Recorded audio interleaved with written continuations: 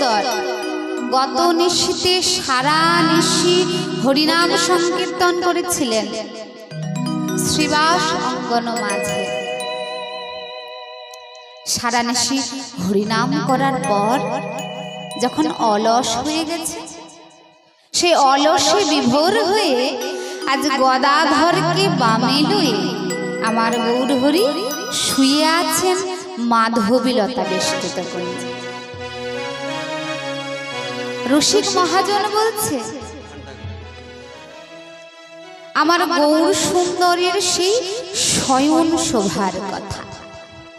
হ্যাঁ গো, আমরাও তো প্রত্যেক দিন রাত্রিবেলায় ঘুমাই, আবার সকালবেলা উঠে পড়ি। সেই শয়ন শোভার কি কোনো বর্ণনা আছে? কিন্তু যিনি আমার গৌর সুন্দর, আমার কলির ভগবান, তার যে শয়ন শোভা, তার বর্ণনা রসিক মহাজনেরা করে গেছেন। তাই আমরা এত মধুর মধুর লীলা কীর্তন আস্বাদন করতে পারি। কাদের জন্য? ওই লীলা বিলাসী পদকার যারা পদ রচনা করেছেন, শুধুমাত্র তাদের জন্য।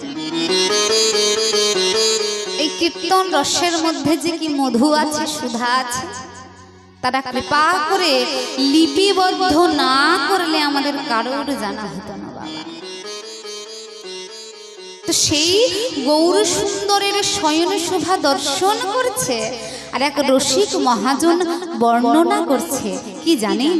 কিবা সুতি আছে গোরা চাঁদে শয়ন মন্দিরে,